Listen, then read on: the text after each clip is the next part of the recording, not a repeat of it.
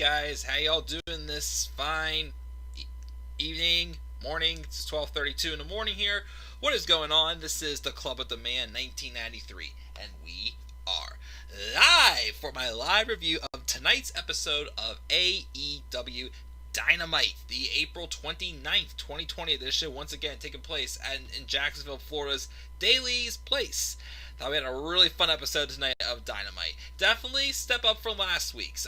Last week's we had a lot of, enhancement matches, I thought, for the most part. We rounded out the quarterfinals of the first round of the TNT Championship Tournament. Tonight, we had the two semifinals matches. We had a couple other pretty fun moments in this show tonight, and I thought I had a pretty good time watching it once I finished watching Survivor. A couple more weeks, guys, and I will be able to watch either Dynamite or NXT live when it comes on Wednesday nights, unless if I start work starts again, and plays start opening up again, which means Trivia Night's coming back, because Wednesday nights were my Trivia Nights. I love Trivia Night. Anyways, though, let's roll into this show. Let's talk about this show. First, we have Tyler saying he wants this virus gone. We all want it gone, Tyler. It'll be gone before we know it. And, of course, I still keep looking, guys. I don't find any good PNG images of Nyla Rose with the AEW Women's World title. We haven't seen her for a while also as well.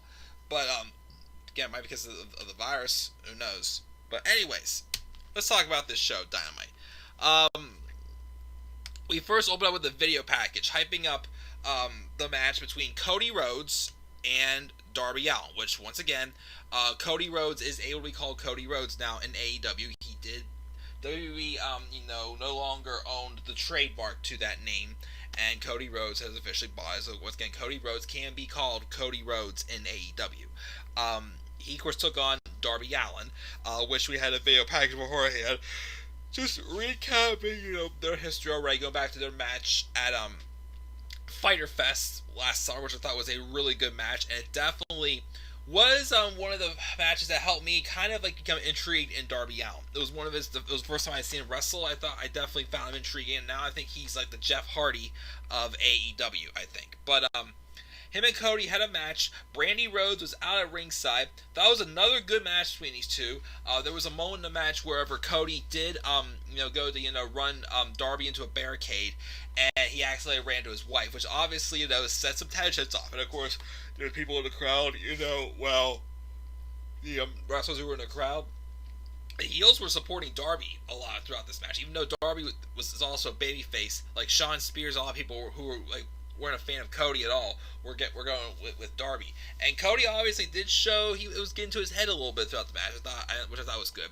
There was another point in the match where a shoe was thrown at Cody, but of course it was panned back, and the only person that was really there was the hot one herself, Dr. Britt Baker, who she had a really good segment later on in this show.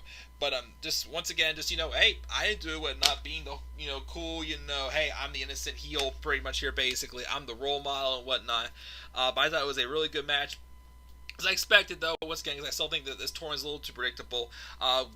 Darby did a coffin drop off the top rope, but Cody rolls through into a crucifix, hitting the reverse. He reversed the coffin drop from Darby Allin into a crucifix pin. Sick way to finish the match.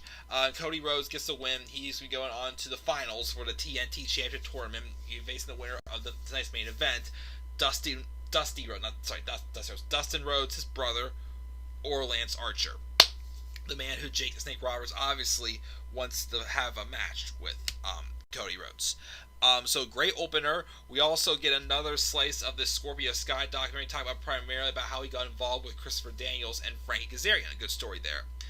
Then we have another MJF segment. So last week, MJF reveals the reason why he has been around is because he had a hangnail and his arm in a sling, being all upset about it. So in this promo, he says he's been working hard, has been able to rehab his hangnail, and his doctor said he has made the most miraculous turnaround he's ever seen. Now he has the strongest hangnail in the world. And tonight, he was excited about being back on Dynamite, and he gets all emotional. He's like, but then the unthinkable happened. He then takes off his scarf, and he has this big neck brace around his neck. He's like, I nicked my neck while shaving.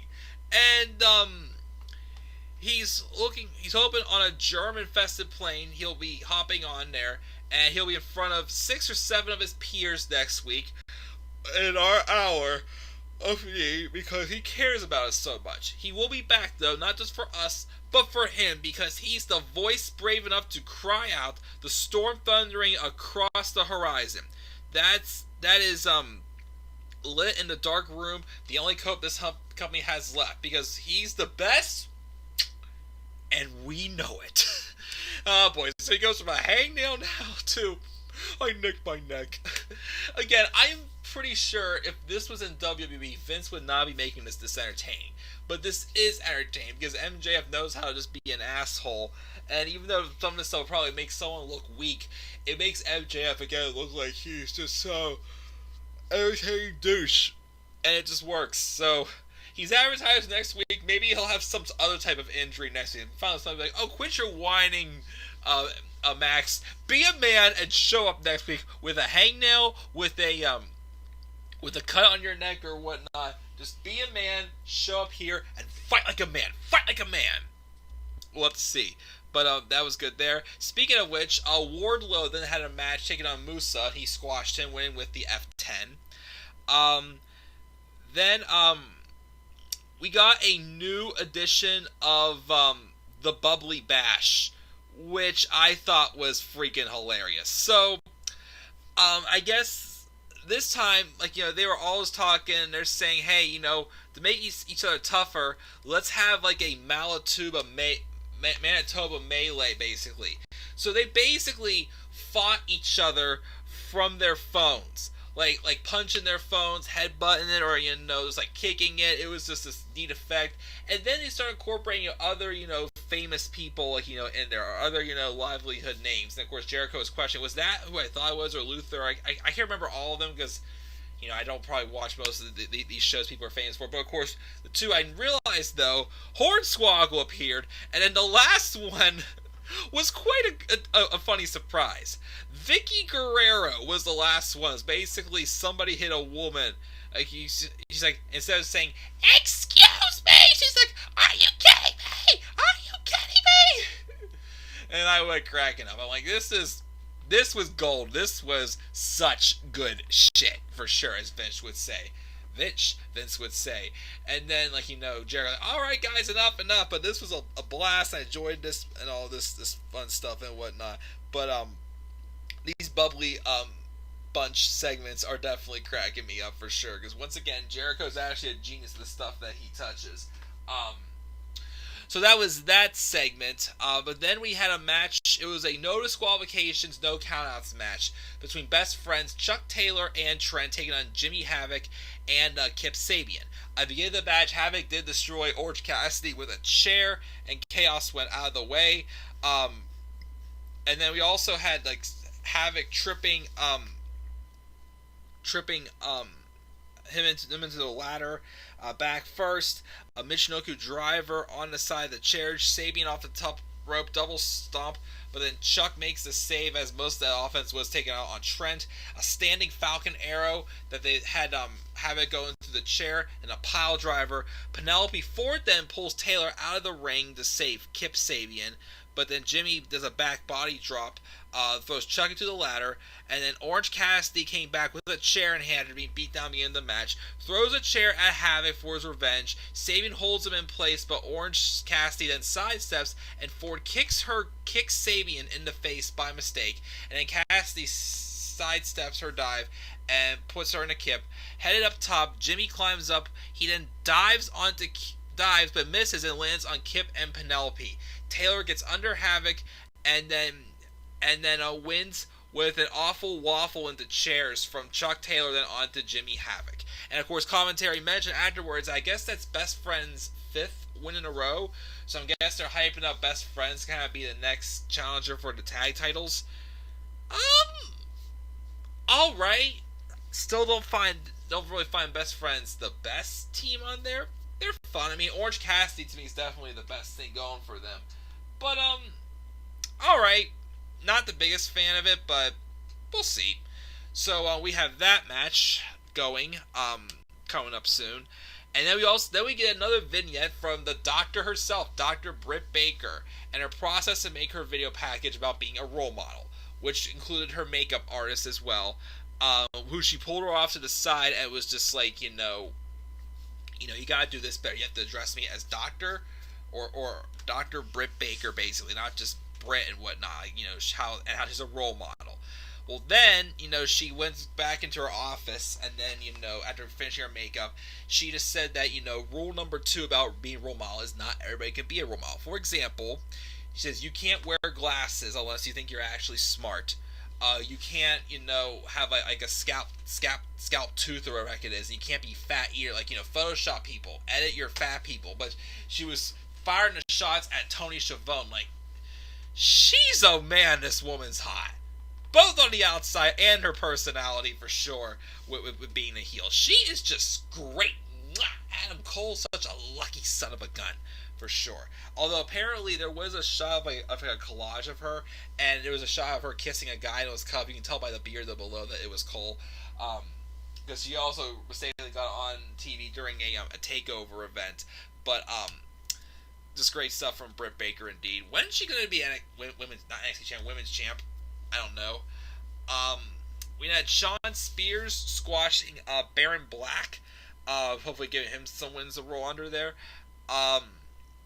We didn't get a video package hyping up Marco Stunt having a match against Brody Lee. Then a recap clips of an interview about how he can take a lot more than he's been given. And that's what we got in this match with Brody Lee and Marco Stunt. And of course, Jericho putting over Marco Stunt for whenever they had their match months ago. Say he needed someone when he wanted to put over okay, tell me he just wanted to say that, he had no chance against the Champion. But I did think Marco's second chance played that role as that guy that we know he's not gonna win, but he always gives us that hope that one time he's gonna win. But of course, he took some nasty offense, of course, from Brody Lee in this match. He got shoved around a lot. He got ragdoll. He ducked, lariats and whatnot, and some suplexes he countered off of. And again, he just played that role so good. But unfortunately, he eventually came short. But he gave us that hope that he could hang in there with Brody Lee. But Brody then wins with his Brody Bomb. Then we get a video package with Jon Moxley, who is at some alley near his home. How he can't wait until he can be back in front of a crowd again. How it's been 8 weeks already since he won that championship in front of all the fans, and he got the big reaction. But of course, it seems so long ago. He wants to be positive though, and thankful for everything he has, from his wife to steel chairs, and of course, making some jokes about how he beat Jake Hager recently with a DDT onto a chair. And since AEW is live next week, he's going to toss the title and some Metallica C's into the truck, and he's going to be at the show, which was later revealed that he's going to be facing Frankie Kazarian. He knows he's got a target on his back, but please remember, when you step up to the world champ, you do so at your own risk. But also, don't forget to call your grandmother as well. Just getting a little bit like a babyface thing in there. We're also informed again that MJF is going to try to be there next week. Who knows? Probably suffer some type of other injury. Moxley will be in action against Frank Kazarian, and we're also going to have Chris Jericho and Sammy Guevara, the Sex Gods, taking on Kenny Omega and Matt Hardy in a street fight, which should be pretty awesome. And then we had the main event, Dustin Rhodes versus Lance Archer. Thought it was a very good match for sure. Very great main event. Obviously, Lance pounced on Dustin quite a few times, booed him to the face, also busted him open and whatnot. And even though, Dustin was getting the crap beat out of him, he kicked out of several of Archer's maneuvers. He did also, one time, a choke slam that Archer ran for on Dustin. He reversed it into a crucifix for a 2 count. He ripped off the turnbuckle, smashed Dustin's face into the ropes, and of course he had been busted open by this point. And then QT Marshall, Brandy, and Cody were at ringside with a towel, trying to clean him off. But then Cody shows up and stops him from, And then they were going to throw in the towel for him, actually, but then Cody stops him for Dustin to keep going. But then Lance drags Dustin back into the middle of the ring with the towel. He hits the EBW claw on him to win the match. And afterwards, the Nightmare family swarm Dustin to check on him as Lance stares down Cody, as we have the predicted match I predicted to happen for the finals of the TNT Championship Tournament. Let me see here. So again, that's what I expected to do. And I think Archer's going to win, which is fine with that. But the thing though I was kind of a little bit confused about is why didn't Dustin put his career on the line? He put his career on the line randomly against Kip Sabian last week. Why didn't he continue that trend? As he's still going after the same prize with Lance Archer. I was a little confused why he didn't do that. And if that was the case with him losing, this probably would have been a great way to send off the way he was in this match. That's going to do it though for this show. Again, I gave Dynamite this week a B+. I'm sorry, A- from Dynamite this week. Very great show for sure. I mean, yeah, we had some, exhibition matches, but everything else, from the 2 semifinal matches to the Bubbly Bunch, definitely Marco Stunt's selling was a pro for sure. Even the match involving Best Friends and Sabian and Havoc, I thought was good. Even though I'm still not the biggest Best Friends fan, but it was still good. And of course, the Britt Baker promo as well was awesome. Lance is going to win the title, we think. Where did a wrestler get fired and never come back in a 70-year? Well, 2K, Joe got fired and came back with a robotic arm. Interesting. A moment that pissed him off was Jinder winning the WWE Championship at Backlash. Oh, yeah, definitely. I think one of my biggest piss off moments was when Bryan got eliminated so early in the 2015 Rumble. But, yep, that's going to do it here, guys. Tyler, thank you for yourself in the live chat, man. I'll check it out, guys. I will watch NXT maybe either tonight or sometime tomorrow. Do my review of NXT tomorrow night as well. Again, I'm working on my Harry Potter and the Goblet of Fire Let's Play. I'm still trying to get a top 10 stream coming back. Just don't know when it's going to happen, guys. I need to get a good list together. Especially since I want to do top 10 botches. So, we'll see what happens. So, guys, once again, what are your thoughts on AEW Dynamite? Please leave your thoughts down in the comment section below. Slap a like on the video. Subscribe or comment on my channel. Follow me on Twitter at DemandAir93. Until then, guys, I will see you guys all later. Have a great rest of your night. Peace out, everybody.